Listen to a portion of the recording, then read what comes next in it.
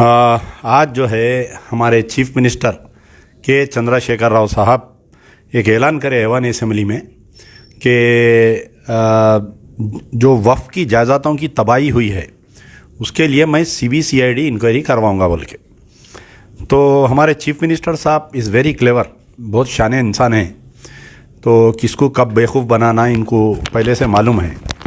तो इसमें यह है कि पहले तो मैं ये बोलना चाह रहा हूँ कि तेलंगाना में कोई भी ऐसा डिपार्टमेंट नहीं है जिसका नाम CBCID है। आइदर इट इज़ CID और इट इज़ CBI। अब आप बोलिए कि CID से इन्वेस्टिगेशन करवाते बोल रहे हैं, ठीक है। CID से अगर इन्वेस्टिगेशन करवाते तो CID जो है किसके कंट्रोल में है? CID जो है होम मिनिस्टर के यानी तो डायरेक्ट चीफ मिनिस्टर के कंट्रोल में रहती CID।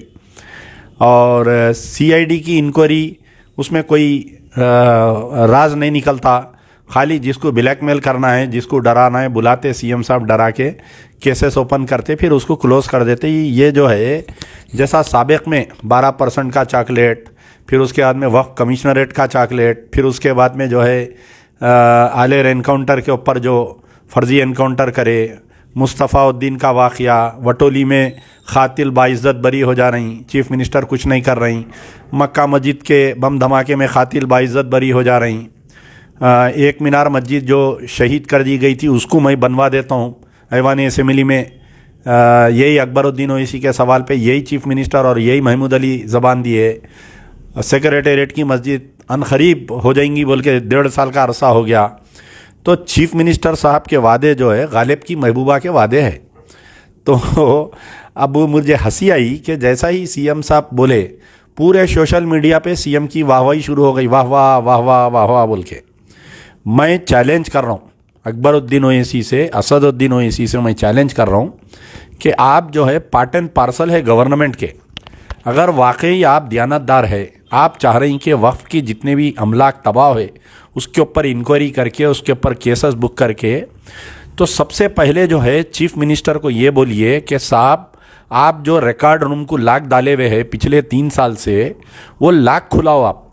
कई केसेस जो है लीगल बैटल में हम हार जा रहे हैं वक्फ बोर्ड के, क्योंकि रिकॉर्ड रूम को लाक है। हमारे वकला जो वक्फ बोर्ड के है वो वकला ले जाकर हाई कोर्ट में, सुप्रीम कोर्ट में हम पेश नहीं कर सक रहे, जिसकी ताज़ा मिसाल जो है घोटाला बेगमपेट की ईदगाह का हम केस हार गए। ये 200 करोड़ रुपए की जायदाद है वो घोटाला बेगमपेट की ईदगाह, और ऐसे कई केसेस हम हार गए वक्फ बोर्ड के। तो अब इसमें यह है कि चीफ मिनिस्टर साहब जो है अकबरुद्दीन और असदुद्दीन ओवैसी कल जाइए CM से मिल के आप बोलिए कि पहली शर्त यह है कि आप वक्फ बोर्ड का रिकॉर्ड रूम खोल दीजिए ताकि जो है कई केसेस हम हार जा रहे हैं। फिर दूसरी चीज़ जो है कि वक्फ बोर्ड जो है कमिश्नरेट पावर्स दीजिए। जब तक आप वक्फ बोर्ड को कमिश्नरेट पावर्स नहीं देंगे, स्पेशल ऑफिसर नहीं देंगे, कमिश्नरेट कई लोगों को नहीं मालूम कि कमिश्नरेट बोल रहे हैं। कमिश्नरेट आने से फ़ायदा क्या होता? हिंदू एंडोमेंट बोर्ड में और वक्फ बोर्ड में एक फ़र्क है।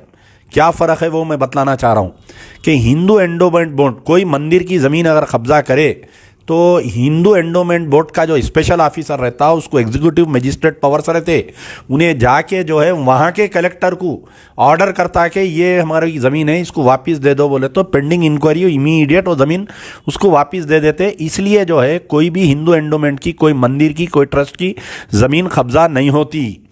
तो वक्फ बोर्ड जो है बेवा का दफ्तर बना हुआ है वो। और अकबरुद्दीन ओवैसी 4 दिन से सुन रहा हूँ वक्फ बोर्ड के बारे में पुकार रही।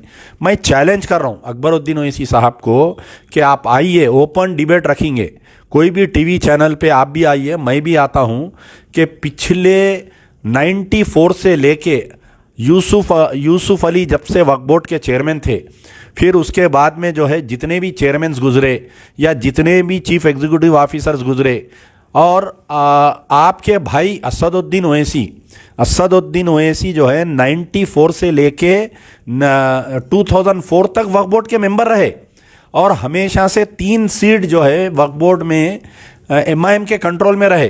पहला MLC कोठे में इनका MLC रहा, कभी अल्ताफ़ हुसैन रज़वी के नाम पे रहा, तो कभी जो है रियाजुल हसन अफंदी के नाम पे है, और MLA कोठे में कभी मौज़म खां रहे, तो कभी कोई और रहे, वक्फ बोर्ड के मेंबर रहे, असदुद्दीन ओवैसी रहे बहैसियत एमएलए चार मीनार, मेंबर ऑफ पार्लियामेंट के कोठे में असदुद्दीन ओवैसी रहे।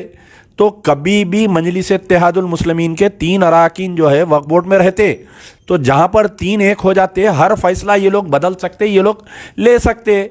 जितने वक्फ बोर्ड के फैसले हैं, आज जो बेवा का रोना रो रहे हैं अकबरुद्दीन ओवैसी, इसके लिए तुम जिम्मेदार है, तुम्हारी क़यादत जिम्मेदार है, असदुद्दीन ओवैसी जिम्मेदार है। आप आज बोल रहे हैं कि भाई सीआईडी इंक्वायरी, ये चुभ एक चॉकलेट है, ये सीआईडी इंक्वायरी से कुछ होने वाला नहीं है। किरण कुमार रेड्डी जिस वक्त चीफ मिनिस्टर की हैसियत से रिजाइन कर रहे थे, आबिद रसूल खान जो है माइनॉरिटी कमीशन के चेयरमैन, हाई कोर्ट में एक रिट डाले थे। ये रिट ये डाले थे कि वक्फ की जायदादों की तबाही के खिलाफ में जो है सीबीआई इंक्वायरी करना चाहिए। तो कोर्ट जो है गवर्नमेंट को पूछा, सीएम को, तो सीएम किरण कुमार रेड्डी ओके बोल के लिख दिए उनका आखिरी दिन था वो, जहां पर मोहम्मद इकबाल, शेख मोहम्मद इकबाल आईपीएस को स्पेशल ऑफिसर का अपॉइंटमेंट करे और ये दे दिए। आज जो है चीफ मिनिस्टर साहब सिर्फ कुछ नहीं करना, एक लेटर लिखना उन्होंने सेंट्रल होम मिनिस्टर को यानी तो प्राइम मिनिस्टर को, ये वक्फ के जायदादों की तबाही के लिए सीबीआई की इंक्वायरी मैं करवाना चाह रहा हूं। CBI is ready. सीबीआई 5 मरतबा हाई कोर्ट में आके रिट डाल के गई कि आप जो है आबिद रसूल खान का रिट, आजकल आबिद रसूल खान जो है पहले कांग्रेस में थे, अब टीआरएस में है उन्होंने। Farmer minority commission, Andhra Pradesh minority commission जो थे, सो तेलंगाना अलग होने के बाद में भी आंध्रा के भी और तेलंगाना के माइनॉरिटी कमीशन चेयरमैन थे। माइनॉरिटी कमीशन चेयरमैन जो है हाई कोर्ट में रिट डाला, तो सीबीआई को लेटर गया, तो सीबीआई बोली कि हम इन्वेस्टिगेशन करने के लिए तैयार है, सब्जेक्ट टू द कंडीशन हमारे को जो है ये स्टेट गवर्नमेंट नो ऑब्जेक्शन देना। आज 7 साल हो गया, आज केसीआर साहब नो ऑब्जेक्शन नहीं दे रहे हैं उसको। अकबरुद्दीन ओवैसी ये मसला नहीं उठा रहे हैं कभी असेंबली में, असदुद्दीन ओवैसी पार्लियामेंट में ये मसला नहीं उठा रहे हैं कभी। वक्फ के जायदादों की 70,000 करोड़ के वक्फ के जायदाद कब्जे में है आज की तारीख में। मेजॉरिटी ऑफ दी आपके लोग हैं, गवर्नमेंट ऑफिसर्स बने हुए हैं, ऑफिसर बने हुए हैं। आप क्या बात कर रहे हैं आप? जिस वक्त मस्जिद उमर फारूक को शहीद करके रनवे बनाया जा रहा था, ये यूसुफ कुरैशी साहब जो माइनॉरिटी कमीशन के चेयरमैन थे, हम लेके गए उनको, जाके वहाँ पर काम रुकाए। तो आज जो है उसके बाद में चंद दिन के बाद में वो एयरपोर्ट का इनाग्रेशन हुआ। ये सोनिया गांधी, ये मनमोहन सिंह और असदुद्दीन ओवैसी जो है स्टेज पे थे।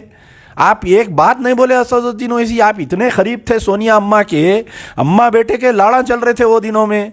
राहुल भैया के आप इतने करीब थे, कभी नहीं बोले कि भाई ये यहाँ पर एक मस्जिद थी, ये रनवे पे मस्जिद शहीद कर दिए। और मस्जिद खाली मस्जिद नहीं थी मेरे भाई, 5 एकड़ का खबरस्तान था वहाँ पर, 5 एकड़ का खबरस्तान और मस्जिद थी, और वहाँ पर आशूर खाना था। क्योंकि आपको मालूम होना चाहिए, आज से कई साल पहले एक एक्सीडेंट हुआ था फिसल बंडे के लोगों का, ये मोहम्मद पहलवान के शादी खाने का ने जो एक्सीडेंट हुआ था, उसमें एक ही खानदान के 7 लोग मर गए थे। तो वो पूरे 7 लोगों को वो खबरस्तान में दफन करे थे। मैं खुद उनकी मोहता में गया था, दिन भर वो खबरस्तान में था, वो मस्जिद में मैं नमाज पढ़ा, मस्जिद उमर फारूक में।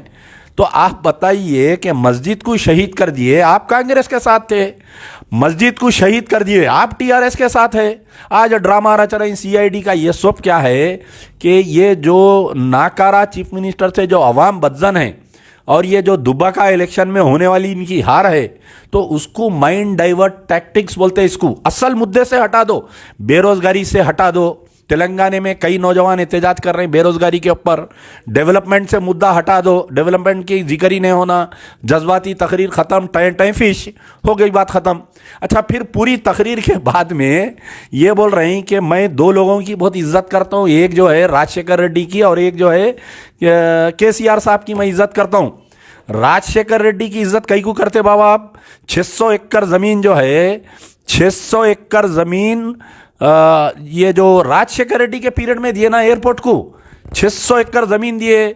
आप जाके बोले तो एक ड्रामा रचे, 50 एकड़ ज़मीन राजशेखर रेड्डी रिटर्न कर दिया। आज की तारीख तक वो जो राजशेखर रेड्डी साहब ऐलान करे थे 50 एकड़ का, आज भी वक्फ बोर्ड के कब्जे में नहीं है। वहाँ 50 तो कम से कम मंदिरा बना दिया उसमें खारम खारी में लोग वक्फ बोर्ड को ज़मीन दिए बोल के। आज की तारीख तक नहीं है। और यही राजशेखर रेड्डी के, यही कांग्रेस के पीरियड में दरगाह हजरत इसाक मदनी रहमतुल्लाह अलैह 12,000 एकड़ जमीन, फिर और एक एनटीपीसी को, एचटीपीसी को, 2 पावर प्रोजेक्ट्स को दिए, थर्मल प्रोजेक्ट्स को। आप यूपीए के पार्टनर थे ना साहब, जब आप थे, आपके भाई थे, अम्मा के दोनों बच्चे गोद में लेटे हुए थे, राहुल भैया के बाजू बैठ रहे थे आप लगा। तो आज कहीं को ये पेट में मोड़ हो रही, समझ में नहीं आ रहा मेरे को क्या हो सकता है। ऐसा सीएम को डरा के जो है आने वाले दिनों में मजलिस इत्तेहादुल मुस्लिमीन वक्फ बोर्ड का चेयरमैन हासिल करने के लिए ड्रामा रच रही है। खैर ठीक है, अब जो मौजूदा चेयरमैन है उन्होंने कितने नाकारा है, उन्होंने क्या काम कर सकते हैं क्या नहीं कर सकते, इस पर बहस नहीं है। लेकिन यहाँ पर जो है कि रहजनों से कोई गिला नहीं, सवाल तेरी रहबरी का था, सवाल तेरी रहबरी का था असदुद्दीन, सवाल तेरी रहबरी का था अकबरुद्दीन, दोनों की रहबरी का सवाल था। 94 में असदुद्दीन ओवैसी एमएलए बने, 2004 तक वक्फ बोर्ड के मेंबर रहे। फिर विरासत रसूल खां, फर्स्ट हाउस कमेटी रिपोर्ट में विरासत रसूल खां का नाम है, लैंड ग्रैबर बोल के, मीर मोमिन साहब की पहाड़ी में, उसको फिर दोबारा आप टिकट दिए।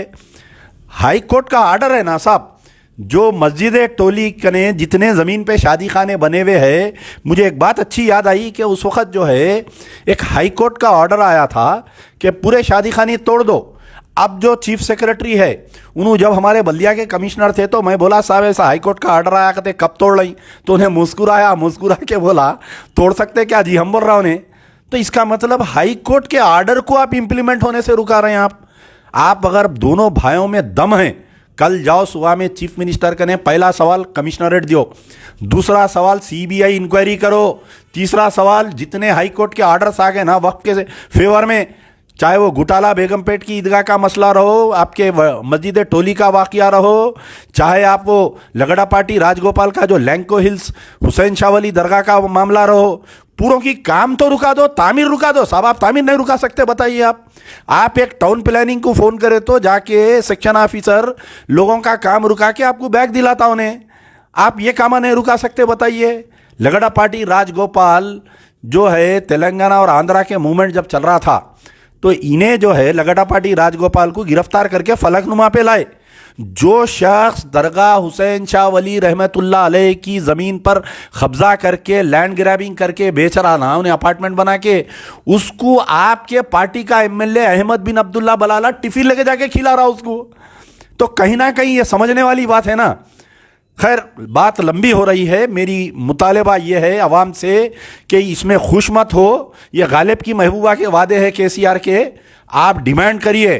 सोशल मीडिया में बहुत जान है, ये जितना ड्रामा चला ना असेंबली में, ये जो सोशल मीडिया पे थू थू हो रही बहादुरपुरा ब्रिज की, कंचन बाग ब्रिज की, जो पानी गुजारा घरों में, मौला के छिल्ले में, तालाब कट्टे में, आपके जो टोली चौकी में, जो उस्मान नगर में जो साल 1.5 साल से जो मजलिस की थू थू हो रही, ये सोशल मीडिया के पावर में ये मजबूर होकर सवाल उठा रही और दबा के मुहिम चलाओ। मैं तो ये बोल रहा हूँ कि रोज़ एक वीडियो डालो वक्फ बोर्ड की, जहाँ प्रॉपर्टीज है, ये प्रॉपर्टी पे इनका कब्जा है बोल के पूरे सोशल मीडिया पे डालो, फेसबुक पे डालो, इंस्टा पे डालो, ट्विटर पे डालो, यूट्यूब पे डालो। बराबर सीबीआई इंक्वायरी अगर हुई, सबसे पहले ये 2 भाई जेल को जाते, ये मैं 110% बोल रहा हूँ। उसके बाद में लाइन लगती, उसके बाद में कितने जाते देखो आप। अल्लाह को हाजिर और नाजिर जान के बोल रहा हूँ, अगर सीबीआई इंक्वायरी हो गई, सबसे पहले ये 2 भाई जेल को जाते। यार जिंदा सोबत